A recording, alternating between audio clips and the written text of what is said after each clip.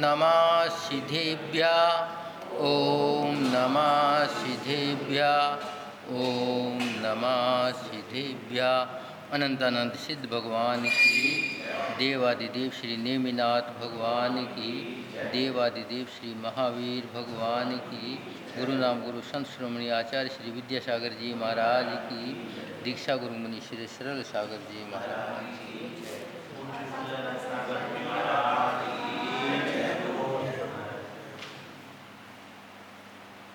द्रव्य संग्रह में 5 परमेष्टि की चर्चा आई है। वास्तव में यदि हमने परमेष्टि के बारे में समझ लिया तो हमने ग्रंथ को समझ लिया।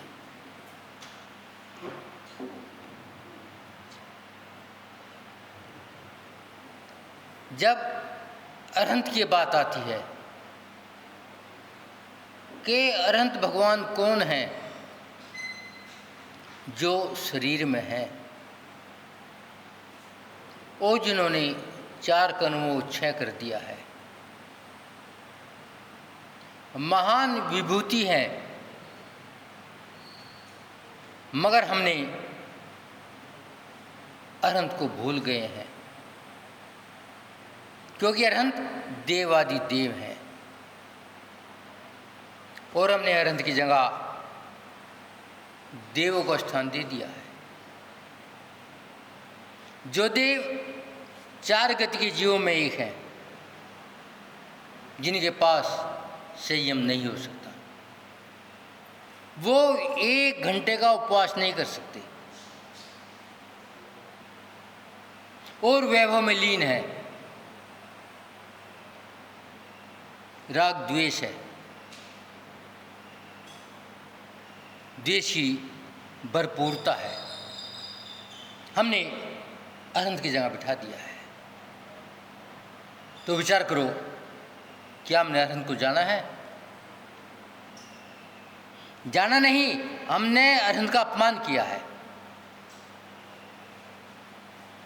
और अरहंत का अपमान निकाक्षित कर्म बनाता है। ये कर्म टलेगा नहीं, भुगतना ही होगा। जिस प्रकार की अंजना ने अरहंत का अपमान किया था,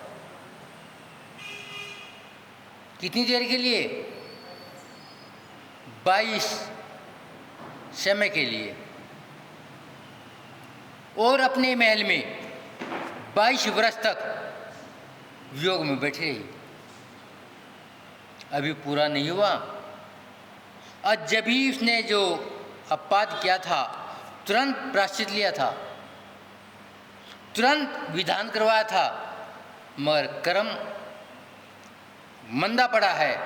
कितना मंदा पड़ा कि राजा की बेटी हो गई, राजा के ब्याह के आ गई, मगर पति का वियोग अपने महल में हो गया।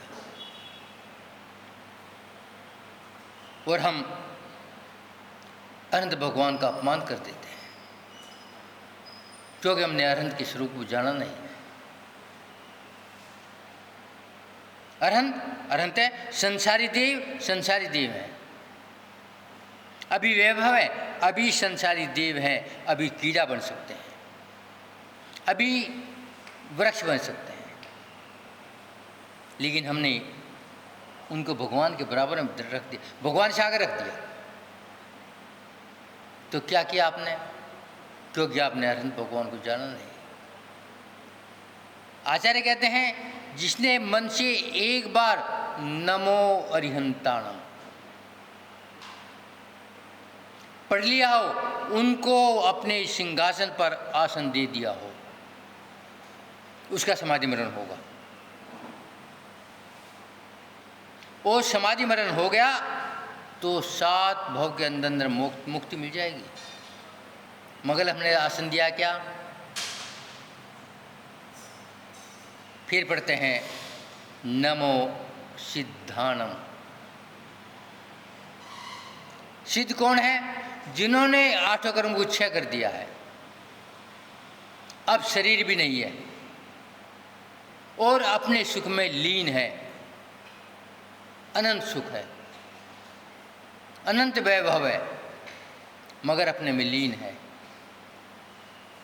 अब वहाँ श्वास की भी आवश्यकता नहीं है, मगर हम कहते हैं मोक्ष में जा क्या करेंगे, वहाँ करना धरना कुछ नहीं, वहाँ मन भी नहीं लगेगा। तो हमने सिद्धों का अपमान किया है। अब आज परमेष्ठी की बात होती है। ये मैं जो बता रहा हूँ पंचपरमेष्ठी में 6 ढाला के आधार पर बता रहा हूँ। आचार्य की बात है, आचार्य पंचाचार होते हैं, आचार्य भेड़े चाल नहीं होते, पंचाचार होते हैं, भेड़े चाल नहीं होते। मगर आज देखने में आया है कि पंचाचार का पता भी नहीं क्या है, भेड़िया चाल है। ये कलिकाल का दोष है, ये समय का प्रभाव है कि लेन लगी है, जितने मुनि उससे ज़्यादा आचार्य है, क्योंकि मुनि छोटा माना है। मगर जब तक अनंत भगवान भी मुनि नहीं बनेंगे, मोक्ष नहीं जाएंगे। मुनि का पद सिद्धों के बाद में सब परमेष्ठी में आता है। आचार्य का पद मात्र एक परमेष्ठी में आता है, उपाध्याय का पद एक परमेष्ठी में आता है, और मुनि का पद 4 परमेष्ठी में आता है। क्योंकि 28 मूल गुण तीनों परमेष्ठी में है, उन्हें नकारा नहीं जा सकता। ये ऊपर के गुण 36-25 ये तो उनके कार्य के गुण है, उन्हें काम सौंपा गया है। आप प्रधान हैं, मगर श्रावक पहले हैं। यदि आपने श्रावक पना छोड़ दिया, आप प्रधान कुछ नहीं हो। यदि आपने भगवान की विनय छोड़ दी तो आप प्रधान बनते रहो, तुम्हारे घर के प्रधान होंगे। तो आचार्य कहते हैं जिसने अरन सिद्ध की विनय छोड़ दी वो अभी श्रावक भी नहीं है। बात आचार्य की है कि आचार्य वही हो सकता है जिसमें इतना गुण हो कि वो शिष्य को अपने बराबर बना ले। यदि शिष्य को नकार दिया, शिव भूति को नकारा था, और आचार्य से पहले केवल ज्ञान प्राप्त कर लिया, तो आचार्य कहते हैं आचार्य की होड़ में मत लगो, उस पंक्ति में मत लगो कि आचार्य पद मिलना ही चाहिए। पहले अपनी योग्यता देखो। फिर उपाध्याय की बात आती है। कल पढ़ा भी था भैया ने। आजकल जो उपाध्याय है काल के अनुसार जिनको आगम का ज्ञान है वो उपाध्याय है, मगर उसके बाद जब मुनि आता है, यदि मुनि भी नहीं है तो न आचार्य हैं न उपाध्याय हैं। और मुनि के लिए बताया है 28 मूल गुण होते हैं। ये कल भैया ने बताया था। 28 मूल गुण में पहले कौन से मूल गुण होते हैं? 5 महाव्रत, अहिंसा, सत्य, अचौर्य, ब्रह्मचर्य और अप्रिय। जहाँ आचार्य कहते हैं ये 5 महाव्रत नहीं है, वो न आचार्य है न उपाध्याय न मुनि। सबसे पहले अहिंसा महाव्रत है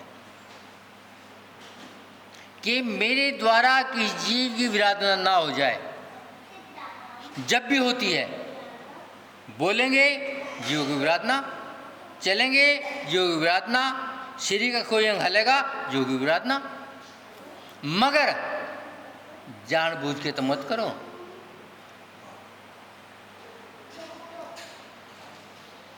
ये पंखे जानबूझ के विराधना है।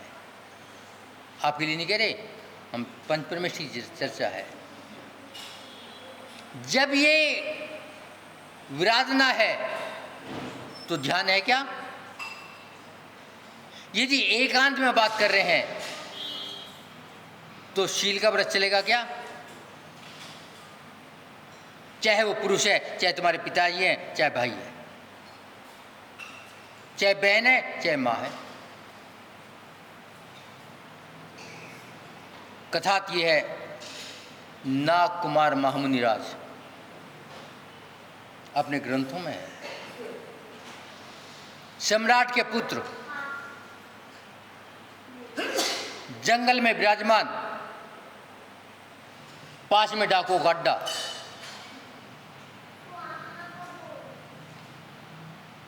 सब डाकू ने सोचा ये हमारा भेद खोल देगा, इसकी हत्या कर दी जाए। मगर डाकू सरदार कहता है ये दिगंबर संत हैं, ये किसके भेद के चक्कर में पड़ते ही नहीं, कुछ नहीं होगा। मगर मन में भ्रम था, कभी कुछ हो गया तो क्या होगा। एक बार महारानी अपने वैभव पुत्री के साथ जा रही थी, देखा शिला पर महाराज बैठे हैं, ध्यान में, चलो नमोस्तु कर लो। जब पास आए देखा ये मुनि महाराज तो वे ही हैं जो मेरे घर में जन्म लिया था। अपनी पुत्री से कहते ये महाराज हैं, वे ही हैं जो तुम्हारे भाई हैं। थोड़ा सा राग उत्पन्न हो गया, स्वाभाविक है, दोष भी नहीं है। महाराज ने पूछा, महाराज इतना तो बता दो हम कौन से रास्ते से जाएं, जो रास्ता सुरक्षित हो, जहाँ जंगली जानवर ना हो, जहाँ लुटेरे ना हो।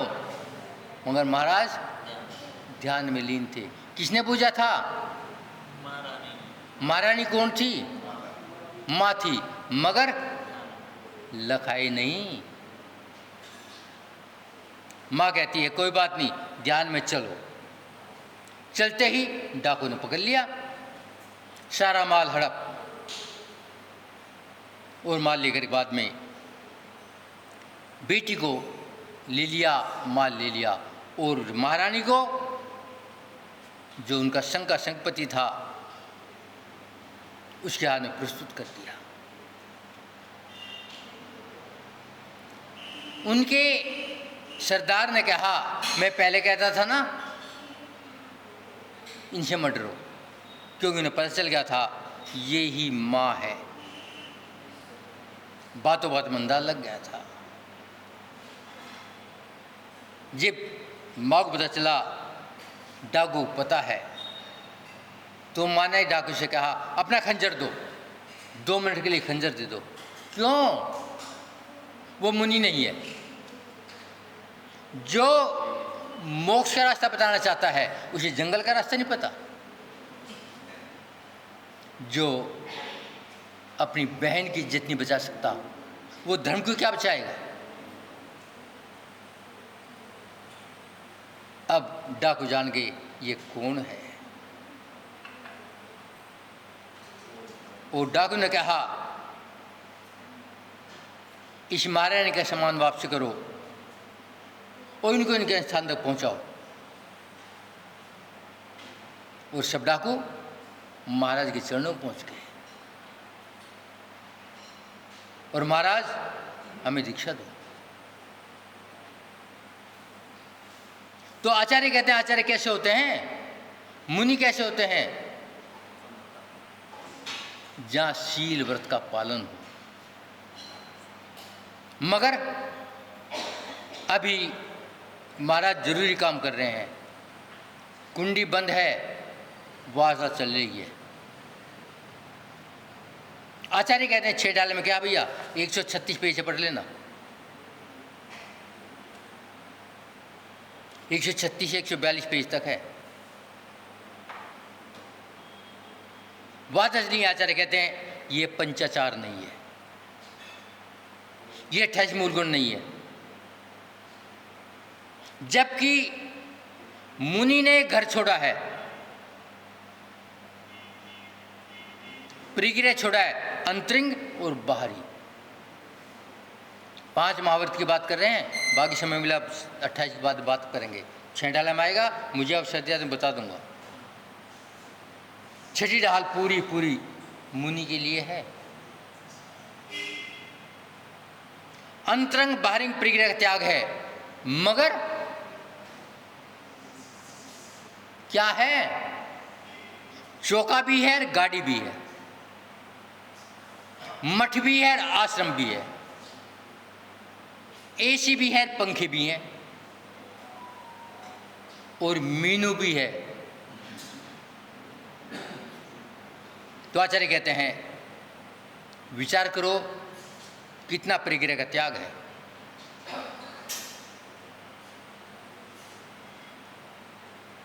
और यदि पंच परमेष्टि में हो तो आचार्य कहते हैं यहां ना भावलिंगी है ना द्रवलिंगी है।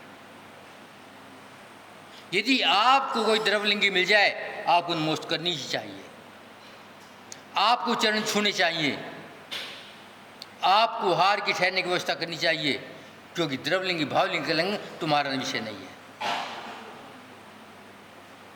एक कथानक आता है, 2 मुनि महाराज, ये कथानक पद्म पुराण में है। मथुरा में चतुर्मास या मथुरा 84 में 2 मुनि महाराज, चारण रिद्धि, नाम था श्रीमन मनुमन। उनका चुमास तो होता है लेकिन सीमा नहीं होती। मथुरा में चुमास है, बम्बई जाकर हार ले सकते हैं। मथुरा में चुमास है, अयोध्या जाकर हार ले सकते हैं, कन्याकुमारी जाकर हार ले सकते हैं। क्यों? क्योंकि वहाँ जीवों की विराधना नहीं है, रिद्धिधारी है। तो 2 मुनि महाराज, मथुरा 84 में चुमास था, बिहार करके हार के लिए चल पड़े। कहाँ? अयोध्या जी। हार के लिए पहुंचे। सेठ अरहदास कहता है ये तो महाराज हमारे मंदिर में है ही नहीं, चुमास में चल नहीं सकते, यहाँ कैसे आ गए? मैं नमोस्तु नहीं करूँगा। ना नमोस्तु की ना हार दिया। मगर अरहदास की पुत्र वधू जानती थी, ज्ञान नहीं था। नमोस्तु किया, पटगान किया, दोनों को हार दिया। अरे उसके बाद में दोनों चारण मुनि अयोध्या में मंदिर में भगवान के दर्शन कर गए। मुनि सूरतनाथ भगवान का मंदिर था। दर्शन करने के बाद में वहाँ पर आचार्य श्री का चुमास भी था। आचार्य श्री ने देखा 2 मुनि महाराज मंदिर तरफ आ रहे हैं, मगर धरती पे पैर नहीं है। 4 अंगुलों पर 4 रिद्धि हैं। उठ के गए, चरण में नमोस्तु कर लिया, आसन दिया, सम्मान के साथ संघ को बुलाया, महाराज हैं, नमोस्तु करो, इनके चरण छू लो। महाराज बैठे और मथुरा के लिए बिहार कर गए। 1 मिनट में मथुरा। जब ही वे अरहदास सेठ आ गए, आचार्य श्री ने कहा अब तो तुम धन्य हो गए हो, 2 चारण मुनि आए थे, अश्विना तुम्हारे यहाँ हार गया है, माथा ठोक लिया। मैं भ्रम में था, नमोस्तु नहीं किया, हार नहीं दिया। हार किसने दिया? पुत्रवधू ने दिया।